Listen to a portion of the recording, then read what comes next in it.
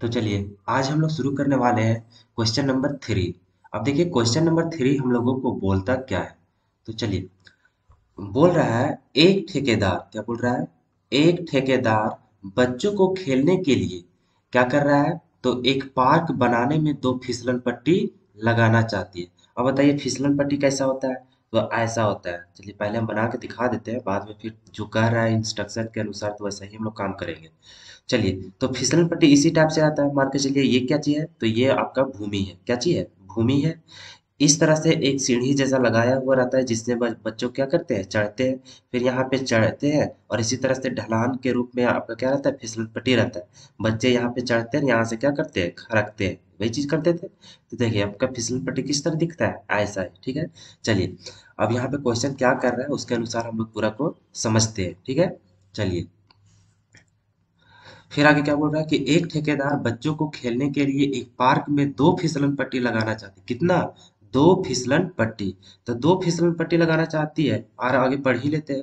तो देखिए 5 वर्ष से कम उम्र के बच्चों के लिए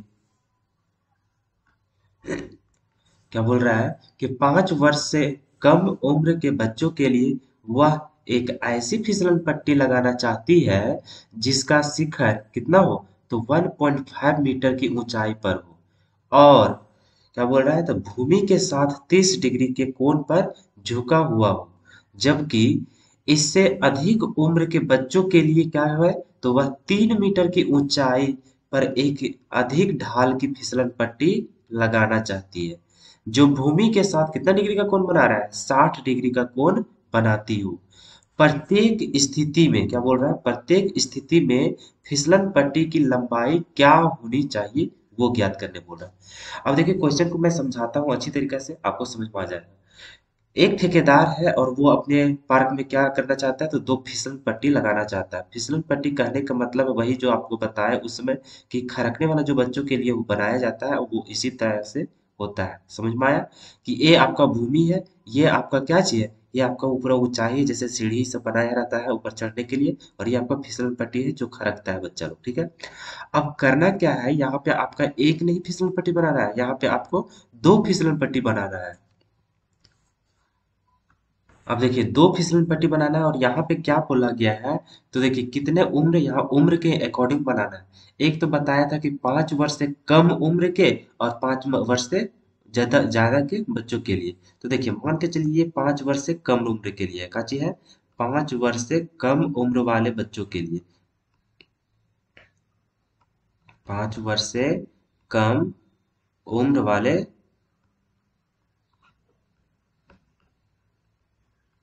क्या चीज है, तो बच्चों के लिए। ठीक है।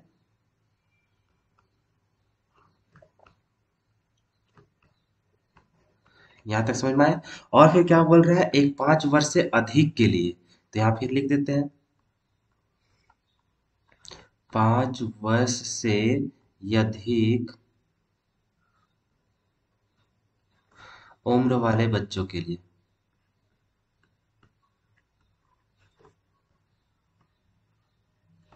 उम्र वाले बच्चों के लिए। ठीक है। तो देखिए दो प्रकार की फिसलन पट्टी यहाँ लगाना है। एक है कि 5 वर्ष से कम उम्र वाले लड़कों के लिए, मतलब बच्चों के लिए, उसमें लड़का लड़की दोनों आ जाता है इस चलते बच्चों के लिए। और एक बनाना है किसके लिए, तो 5 वर्ष से अधिक वाले उम्र के बच्चों के लिए। ठीक है। अब उसमें क्या है कि दो टाइप से बनाया गया है। ठीक है। अब देखिए क्या है सो, तो फिसलन पट्टी है तो इसी तरह से बनेगा फिसलन पट्टी। बात समझ में आया। चलिए अब फिर इंस्ट्रक्शन आगे पढ़िए। देखिए क्या बोल रहा था कि 5 वर्ष से कम उम्र वाले बच्चों के लिए काची है, वह एक ऐसी फिसलन पट्टी लगाना चाहती है जिसका शिखर कितना होना चाहिए, 1.5 मीटर होनी चाहिए ऊंचाई पर। तो देखिए आपका फिसलन पट्टी कौन है, ये है, और इसका शिखर कहाँ है, तो शिखर यहाँ पे है। और शिखर कितने ऊंचाई में होना चाहिए, तो बोल रहा है 1.5 मीटर की ऊंचाई पर होनी चाहिए उसका शिखर। तो देखिए इसका शिखर कहाँ से, तो जमीन से ही ना नापिएगा। तो जमीन से यहाँ तक की दूरी कितना बोल रहा है, 1.5 मीटर। तो आपका कौन हो गया, मान के चलिए इसका नाम दे देते हैं ए, इसको दे देते हैं बी, इसको दे देते हैं सी, इसी तरह इसको दे देते हैं पी, इसको दे देते हैं क्यू और इसको दे देते हैं आर। यहाँ तक समझ में आया। और देखिए यहाँ से शिखर की ऊंचाई बोल रहा है कि जो उसका जो फिसलन पट्टी का ऊंचाई जो होगा शिखर, वो कितने ऊंचाई पर होगा, तो 1.5 मीटर पे। तो यही तो भूमि से लेके जो उसका शिखर होगा वहां तक की दूरी जो अगर नापे तो वो ए बी की ही दूरी हो जाएगा। और कितना बोल रखने बोल रहा है, तो 1.5 मीटर बोल रहा है, ठीक है। और आगे क्या बोल रहा है, सो देखिए, जिसका शिखर 1.5 मीटर ऊंचाई पर हो और भूमि के साथ कितना डिग्री का कोण पर झुकता हो, 30 डिग्री के कोण पर। तो 30 डिग्री, बताइए यहाँ भूमि है क्या, नहीं, भूमि तो यहाँ है। और क्या यहाँ पे पड़ेगा, नहीं, क्योंकि इसका जो फिसलन पट्टी उसका वो बोल रहा है कि भूमि से जो संपर्क हो रहा है वो कितना डिग्री में उसका झुका हुआ होना चाहिए, 30 डिग्री के लिए। तो यहाँ कितना हो गया, 30 डिग्री हो गया, ठीक है। अब आगे देखिए, आगे बोल रहा है जबकि इससे अधिक उम्र के बच्चों के लिए क्या बोल रहा है, तो 3 मीटर की ऊंचाई पर एक अधिक ढाल की फिसलन पट्टी लगाना चाहती है। अब देखिए उसका जो उससे अधिक जो होगा ना, 5 वर्ष से अधिक वाला उम्र के बच्चे, उसका जो शिखर हो रहा है ना फिसलन पट्टी का, वो कितने ऊंचाई में रखने बोल रहा है पर, तो उतना 3 मीटर की ऊंचाई में पर बनाना चाहता है। तो यहाँ कितना हो गया, 3 मीटर हो गया इसका ऊंचाई, समझ में आया, यहाँ से यहाँ तक की ऊंचाई पूरा। अब आगे क्या बोल रहा था कि 3 मीटर की ऊंचाई पर एक अधिक ढाल की फिसल पट्टी लगाना चाहती है जो भूमि के साथ कितना डिग्री का कोण बनाता है, 60 डिग्री। अब इसमें जो 5 वर्ष से अधिक वाला जो उम्र के लिए बनाया जा रहा है फिसल पट्टी, उस वो है जो फिसलन पट्टी भूमि के साथ कितना डिग्री का कोण बना रहा है, तो वो 60 डिग्री का कोण बना रहा है। तो यहाँ कितना हो जाएगा, 60 डिग्री, ठीक है। अब आगे क्या बोल रहा है कि प्रत्येक स्थिति में, क्या बोल रहा है, प्रत्येक स्थिति में फिसलन पट्टी की लंबाई क्या होनी चाहिए। बताइए फिसलन पट्टी आपका कौन है, क्या ए बी कि बी सी, नहीं ए सी ना है जी। ए सी आपका फिसलन पट्टी यहीं से ना आप रखिएगा। तो मतलब इसका दूरी क्या करना है, निकालना है। ये दोनों का क्या चीज बोल रहा है कि कितना हुआ लंबाई होनी चाहिए उस दोनों फिसलन पट्टी की। तो दोनों अनुसार हम लोग को निकालना है। अब देखिए आपके पास क्या क्या दिया गया है सो, तो आपको कुछ नहीं करना है, जैसे पहले का क्वेश्चन आप सॉल्व करते थे उसी प्रकार इसको भी सॉल्व करना है। अब देखिए कैसे सॉल्व कीजिएगा, तो सबसे पहले आ जाते हैं हम लोग किसको सॉल्व करते हैं, तो 5 वर्ष के कम वाले उम्र वाले जो फिसलन पट्टी बनाया गया है उसमें फिसलन पट्टी की लंबाई हम लोग निकालते हैं। तो देखिए इसमें दिया क्या गया है, तो देखिए एंगल सबसे पहले यहाँ पे देखिए हम लोग को निकालना क्या है, एसी निकालना है। क्या निकालना है यहाँ से, एसी निकालना है, समझ में आया, क्या कि वही तो फिसलन पट्टी की ऊंचाई होगा, मतलब लंबाई होगा, ठीक है। इसी तरह से यहाँ क्या निकालना है हम लोग को, पी आर निकालना है। क्या निकालना है, पी आर निकालना है, बात समझ में आया। चलिए अब हम लोग निकालेंगे कैसे, कि हम लोग को एंगल दिया है, भुजा दिया हुआ है, तो आराम से एक भुजा हम लोग निकाल लेंगे। अब देखिए एंगल के अकॉर्डिंग चलते हैं, एंगल यहाँ जाते हैं एंगल सी में, इसके अनुसार आपका पी कौन हो जा रहा है, तो पी आपका हो जा रहा है क्या चीज, पी हो जा रहा है आपका ए बी, क्या हो जा रहा है, ए बी। और ए बी भुजा कितना दिया हुआ है लंबाई, तो 1.5 मीटर दिया हुआ है, ठीक है। अब यहाँ पे देखिए आपको, अब ये तो आपको दिया गया था, अब निकालना क्या है, तो निकालना देखिए इस एंगल के अनुसार ये क्या हो जा रहा है आपका, यही तो आपका एच हो जा रहा है। तो एच आपका कौन सा हो गया, एच बराबर हो गया भुजा ए सी, ठीक है। और बराबर यही तो आपको क्या करना है, निकालना है। बताइए क्या बीसी का यूज होगा, नहीं, क्योंकि नहीं दिया गया है और नहीं इसको निकालना है, तो क्यों उसको इंक्लूड करेंगे। हम लोग जानते हैं अगर यदि हम लोग को एक एंगल और एक भुजा दे दे तो हम लोग दूसरा भुजा आराम से निकाल सकते हैं त्रिकोणमिति के यूज करके। तो हम लोग इसका लेने से कोई फायदा नहीं। तो मतलब हम लोग को पी और एच की मदद से हम लोग को क्या करना है, एच निकालना है। तो आप बताइए पी और एच कौन सा त्रिकोणमिति के अनुपात में आता है, तो आप फट से बोलिएगा कि अरे वो किस में आता है, तो सैन थीटा में आता है। किस में आता है, सैन थीटा में। जानते हैं सैन थीटा बराबर होता है पी और बट्टा में एच होता है, ठीक है। अब देखिए थीटा, थीटा कितना डिग्री यहाँ बन रहा है, 30 डिग्री। तो यहाँ लिख देंगे क्या चीज, यहाँ लिखेंगे सैन 30 डिग्री और बराबर पी, पी कितना दिया हुआ देखिए, पी दिया हुआ है आपको 1.5 मीटर। तो यहाँ लिखेंगे 1 और 0.5 और बटा में एच, एच आपको दिया क्या कर, नहीं वही तो निकालना है। और एच कौन सा भुजा आप लिख चले, एसी, तो यहाँ लिख देंगे एसी, ठीक है। अब देखिए आगे, हालांकि देखिए इस तरह से नहीं लिखते हैं, यहाँ पे क्या करते हैं बार बार जैसे हम लोग लिखते आते हैं ना, वैसा ही यहाँ वैल्यू भी नहीं बिठाते, वैल्यू बाद में बैठाएंगे। सबसे पहले बताते हैं यहाँ पे कि हम लोग को भुजा कौन सा है, समझ में आया। चलिए तो क्या दिया हुआ, पी हम लोग किसको माने हैं, तो उसको पहले लिख लेते हैं ना, पी भुजा किसको माने हैं, ए बी को।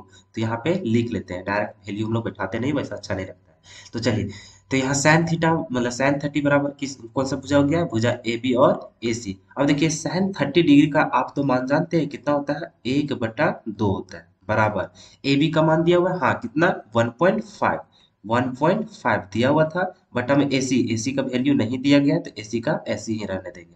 अब यहाँ से क्या हो जाता है, क्रॉस मल्टीप्लाई करते हैं, तो क्रॉस मल्टीप्लाई करने के बाद आपका क्या हो जाएगा, तो देखिए गुना करते हैं, एसी को 1 से गुना कीजिएगा तो आपका हो जाएगा एसी, और बराबर में 1.5 को 2 से गुना कीजिएगा तो ये हो जाता है 3। कितना हो जाता है, 3। तो 3 मीटर हो गया। मतलब कि आपका जो फिसलन पट्टी का ऊंचाई जो दूरी होना चाहिए वो कितना होगा, 3 मीटर होगा। यही हो गया आंसर। किसके लिए, तो 5 वर्ष से कम उम्र वाले जो बच्चे हैं उनके लिए जो फिसलन पट्टी बनाया जा रहा है, तो उसमें फिसलन पट्टी की लंबाई कितना होनी चाहिए, 3 मीटर होनी चाहिए। अब देखिए ये क्वेश्चन सॉल्व करते हैं। इसमें क्या बोल रहा था कि इसमें जो ऊंचाई दिया हुआ है शिखर का, जो फिसल पट्टी के शिखर का ऊंचाई वो कितना मीटर में रखा गया है, 3 मीटर में। तो और एंगल कितना बन रहा है फिसलन पट्टी जमीन से, तो 60 डिग्री के कोण से वो क्या हुआ, मुड़ा हुआ है। तो उसी के हिसाब से आपको बता रहा है फिसलन पट्टी की लंबाई क्या होगी। ठीक है, तो फिर चलेंगे यही कोण के अनुसार, इस कोण के अनुसार देखिए, फिर इसके सीधा वाला भुजा आपका क्या हो जाता है, तो यही आपका हो जाता है पी, और इसका ये वाला जानते हैं लंबी भुजा आपका हो जाता है एच, और ये हो जाता है बी। ठीक है, अभी भी देखिए आपको क्या निकालना है, एच निकालना है और पी दिया गया। तो फिर यहाँ लिखेंगे कि पी बराबर कौन सा भुजा मान लिए, तो पी क्यू मान लिए, किसको, पी क्यू। और पी क्यू का वैल्यू कितना दिया हुआ है, तो 3 मीटर दिया हुआ है। ठीक है, उसी तरह से आपका एच, एच किसको माने हैं, तो एच भुजा किसको माने हैं, तो पी आर को माने हैं। और पी आर का दिया हुआ है का नहीं, यही तो निकालना है। अब देखिए फिर हम लोग को कोण दिया हुआ है, कोण आर, कोण आर बराबर कितना दिया हुआ है, 60 डिग्री दिया हुआ है। अब बताइए क्या हम लोग को बी का यूज होने वाला है, नहीं, क्योंकि बी हम लोग को नहीं दिया हुआ है और नहीं निकालना है, तो उसको मदद मतलब उसके हेल्प से हम लोग कुछ करेंगे नहीं, तो उसका यूज ही नहीं करेंगे। अब फिर जानिए कि आपका पी है और एच है, जैसे उसमें निकाले उसी तरह से इसको भी निकालें। तो कौन सा त्रिकोणमितीय अनुपात में आता है, तो आप फिर जानते हैं कि इसको यूज करते हैं हम लोग साइन थीटा में, और साइन थीटा में ही आपका होता है पी और बट्टा में एच होता है। ठीक है, उसी तरह से थीटा का मान बिठाइए, साइन थीटा, थीटा का मान कितना दिया हुआ है एंगल, तो एंगल दिया हुआ है 60 डिग्री, तो यहाँ लिखेंगे 60 डिग्री, और बराबर पी, पी किसको माने हैं, तो भुजा पी क्यू को, तो यहाँ लिखेंगे भुजा पी क्यू, और बट्टा में एच किसको माने हैं, तो एच भुजा पी आर को माने हैं। इतना दिया है। चलिए फिर साइन 60 का मान तो आप जानते हैं, तो बिठा दीजिए, √3 और बट्टा में 2 होता है, बराबर फिर पी क्यू, पी क्यू का मान दिया होता है, हाँ दिया है, कितना, 3 मीटर, तो यहाँ लिखेंगे 3, और बट्टा में क्या पी आर का वैल्यू दिया था, नहीं, उसी को तो निकालना है, तो इसी चलते यहाँ लिख देंगे पी आर। ठीक है, अब देखिए फिर से हम लोग यहाँ क्या करेंगे, क्रॉस मल्टीप्लाई कर देंगे। क्रॉस मल्टीप्लाई करेंगे तो ये हो जाएगा √3, और यहाँ से हो जाएगा पी आर, इसी के साथ गुना में रह जाएगा, फिर बराबर 3 और 2 गुना होके क्या हो जाएगा आपस में 6। ठीक है, फिर उसी तरह से पी और आर, पी आर बराबर कितना हो जाएगा 6, और अंडर रूट में कितना हो जाएगा ये, √3, बटम आ जाएगा क्योंकि इधर गुना में था।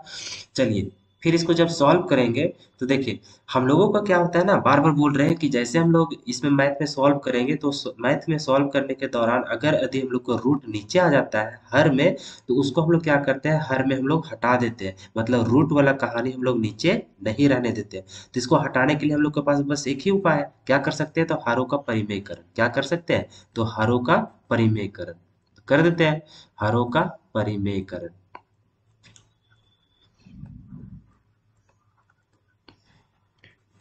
हरों का परिमेयकरण करने पर तो क्या हो जाएगा, सो देखिए क्या हो जाएगा, तो हम लोग फिर यहाँ लिखेंगे क्या चीज, पी आर बराबर, क्या लिखेंगे, पी आर बराबर। तो हम लोग जानते हैं कि जिसका हम लोग परिमेयकरण करते हैं वही आपका ऊपर नीचे दोनों गुना हो जाता है, मतलब √3 का अगर क्यों क्यों कर रहे हैं इसको गुना, क्योंकि हम लोग यहाँ लिखेंगे किसका, हरों का परिमेयकरण, तो इसी चलते हर वाला ही जो रहता है उसको ऊपर नीचे दोनों से गुना कर देते हैं।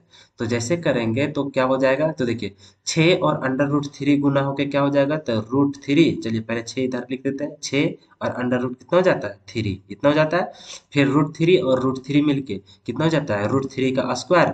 चलिए अच्छा से तोड़ तोड़ के लिखते हैं, शायद आपको अगर नहीं समझ में आएगा तब इसी चलते। चलिए √3 और √3 मिलके √3 का होल स्क्वायर हो जाएगा। और फिर यहाँ से देखिए पी आर बराबर ये कितना हो जाएगा, 6 और √3 और बट्टा में स्क्वायर और रूट क्या हो गया खत्म, तो यहाँ से क्या हो गया 3। अब देखिए 3 एका 3 और 3 दूना 6 कट गया। अब उसी तरह से पी आर बराबर कितना हो गया 2 और √3, तो यही हो गया आपका क्या चीज, आंसर, जो कि आपका क्या चीज हो जाएगा, मीटर में। मतलब कि हम लोग क्या समझे, हम लोग यही समझे कि जो हम लोग को 5 वर्ष की उम्र वाले जो उन लोग से जो कम उम्र के जो बच्चों के लिए फिसलन पट्टी बनाया जाएगा, और फिसलन पट्टी की लंबाई कितना होगा, तो 3 मीटर, और 5 साल से आगे वाले जो उन लोग को जो उन 5 साल से बड़ा होगा स्टूडेंट, तो उन लोग के लिए बच्चों के लिए क्या कितना मीटर के लगाना पड़ेगा, तो 2√3 मीटर का क्या करना पड़ेगा, फिसलन पट्टी लगाना पड़ेगा।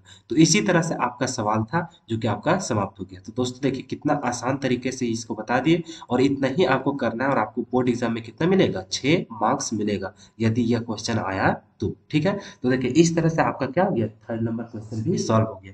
फिर दोस्तों मैं आपसे फिर यही निवेदन करूंगा कि यदि आप अचानक से मेरा लेक्चर नंबर 3 को देख रहे हैं तो आपको कुछ नहीं समझ में आया होगा। इसी चलते आप कोशिश कीजिए कि आप मेरा लेक्चर नंबर 1 को पहले देख लीजिए, क्योंकि उसमें सारा बेसिक चीज़ों मैं बताया हुआ हो, और फिर लेक्चर नंबर 2 देखिए जिसमें आपका क्वेश्चन नंबर 1 और क्वेश्चन नंबर 2 को बताया हूँ, और यहाँ यह जो मेरा लेक्चर नंबर 3 है इसमें मैं क्वेश्चन नंबर 3 को बताया। ठीक है, अगर यदि आप मेरे वीडियो को नहीं खोज पा रहे हैं तो मेरा डिस्क्रिप्शन बॉक्स में भी इसका पिछले लेक्चर का लिंक डाला हुआ रहेगा, आप वहां से भी विजिट कर सकते हैं। धन्यवाद दोस्तों, फिर मिलते हैं हम लोग अगले लेक्चर में।